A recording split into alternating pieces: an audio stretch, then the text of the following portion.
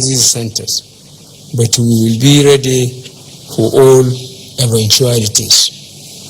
At this point, I must recognize the incredible work being done by our healthcare workers and volunteers across the country, especially in frontline areas of Lagos and Ogun states, as well as the Federal Capital Territory. You are our heroes, and as a nation, we will forever remain grateful for your sacrifice during this very difficult time. More measures to motivate our healthcare workers are being introduced, which we will announce in the coming weeks. As a nation, we are on the right track to win the fight against COVID-19. However, I remain concerned about the increase in number of confirmed cases and deaths being reported across the world and in Nigeria especially. On 30th March 2020, when we started our lockdown in conforming with medical and scientific advice, the total number of confirmed cases across the world was over 780,000. Yesterday, the number of confirmed COVID-19 cases globally was over 1,850,000. This figure is more than double in 2 weeks. In the last 14 days alone, over 70,000 people have died due to this disease. In the same period, we have seen the health system of even the most developed nations being overwhelmed by this virus. Here in Nigeria, we had 131 confirmed cases of COVID-19 in 12 states on 30th March 2020. This morning, Nigeria has 323 confirmed cases in 20 states. Unfortunately, we now have 10 fatalities. Lagos State remains the center and accounts for 54% of the confirmed cases in Nigeria. When combined with FCT, the two locations represent over 71% of the confirmed cases in Nigeria. Most of our efforts will continue to focus in these two locations. Majority of the confirmed cases in Lagos and the FCT are individuals with recent international travel history or those that came in contact with returnees from international trips. By closing our airports and land borders and putting strict conditions for seafood activities, we have reduced the impact of external factors on our country. However, the increase in the number of states with positive cases is alarming. The National Center for Disease Control has informed me that a large proportion of new infections are now occurring in our communities through person-to-person contacts. So we must pay attention to the danger of close contact between person to person. At this point, I will remind all Nigerians to continue to take responsibility for the recommended measures to prevent transmission, including maintaining physical distancing, good personal hygiene, and staying at home.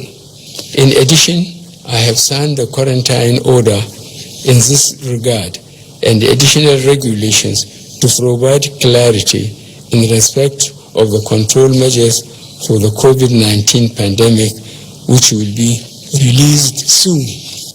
The public response to COVID-19 is built on our ability to detect, test, and admit cases, as well as trace all their contacts. While I note some appreciable progress, we can achieve a lot more. Today, the cessation of movement, physical distancing measures, and the prohibition of mass gatherings remain the most efficient and effective way of reducing the transmission of the virus. By sustaining these measures, combined with extensive testing and contact tracing, we can take control and limit the spread of the disease. Our approach to the virus remains in two steps.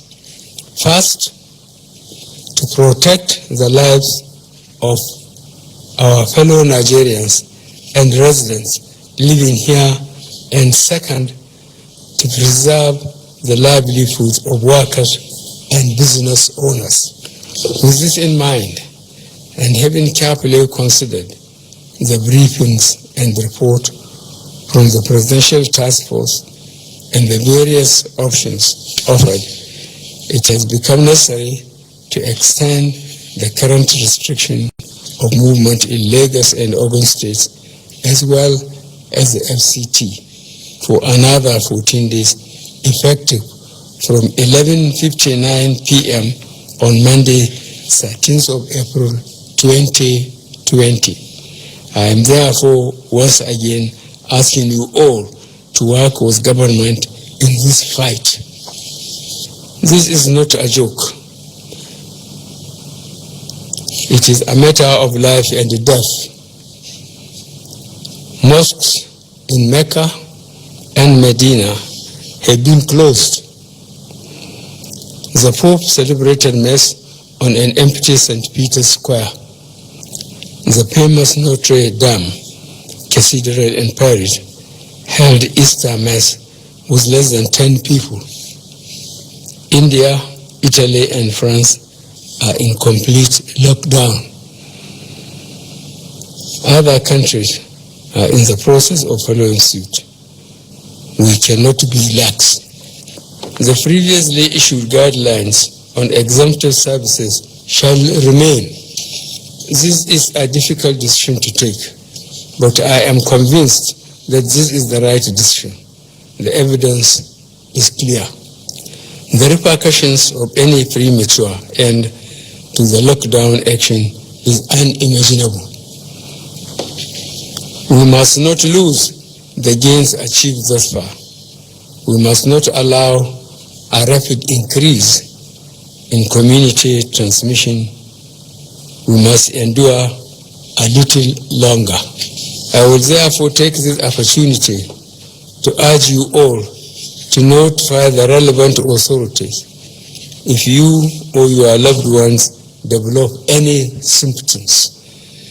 I will also ask our healthcare professionals to redouble their efforts to identify all suspected cases, bring them into care, and prevent transmission to others.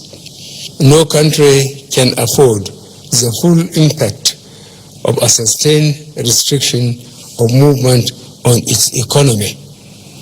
I am fully aware of the great difficulties experienced, especially by those who earn a daily wage, such as traders, day workers, artisans, and manual workers. For this group, their sustenance depends on their ability to go out. Their livelihoods depend on them mingling with others and about seeking work. But despite these realities, we must not change the restrictions. In the last 2 weeks, we announced palliative measures such as food distribution, cash transfers, and loans repayment waivers to ease the pains of our restrictive policies during this difficult time. These palliatives will be sustained. I have also directed that the current social register be expanded from 2.6 million households to 3.6 million households in the next 2 weeks. This means we will support an additional 1 million homes with our social investment programs. A technical committee is working on this and will submit a report to me by the end of this week.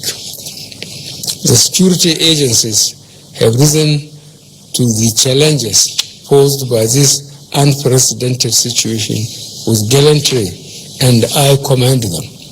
I urge them to continue to maintain utmost vigilance, firmness, as well as restraint in enforcing the restriction orders while not neglecting statutory security responsibilities. Fellow Nigerians, follow the instructions on social distancing. The irresponsibility of the few can lead to the death of many. Your freedom ends where other people's rights begin. The response of our state governors has been particularly impressive, especially in aligning their policies and actions to those of the federal government. In the coming weeks, I want to assure you that the federal government, through the Presidential Task Force, will do whatever it takes to support you in this very difficult period. I have no doubt that by working together and carefully following the rules, we shall get over this pandemic. I must also thank the legislative arm of government for all their support and donations in this very difficult period. This collaboration is critical to the short and long-term success of all the measures that we have instituted in response to the pandemic. As a result of this pandemic, the world as we know it has changed. The way we interact with each other, conduct our businesses and trade, travel, educate our children, and earn our livelihood will be different. To ensure our economy adapts to this new reality, I am directing the Ministers of Industry, Trade and Investment, Communication and Digital Economy, Science and Technology, Transportation, Aviation, Interior, Health, Works and Housing, Labor and Employment, and Education to jointly develop a comprehensive policy for a Nigerian economy functioning with COVID-19. The ministers will be supported by the Presidential Economic Advisory Council and the Economic Sustainability Committee in executing this mandate. I am also directing the Minister of Agriculture and Rural Development, the National Security Advisor, the Vice Chairman, National Food Security Council, and the Chairman, Presidential Fertilizer Initiative, to work with the Presidential Task Force on COVID-19 to ensure the impact of this pandemic on our 2020 farming season is minimized. Finally, I want to thank the members of the Presidential Task Force on COVID-19 for all their hard work so far. Indeed, the patriotism shown in your work is exemplary and highly commendable. Fellow Nigerians, I have no doubt that by working together and carefully following the rules, we shall get over this pandemic and emerge stronger in the end. I thank you all for listening, and may God bless the Federal Republic of Nigeria.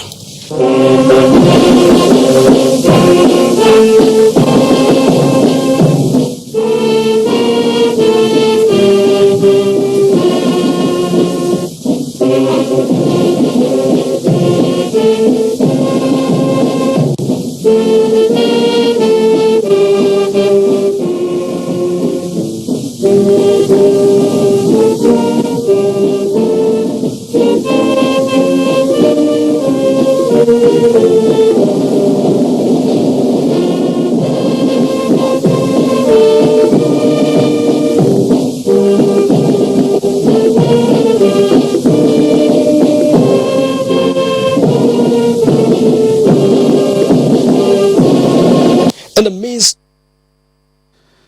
A special broadcast by President Muhammadu Buhari to Nigerians on the federal government's response to the coronavirus pandemic in Nigeria, and that includes an extension of the lockdown order on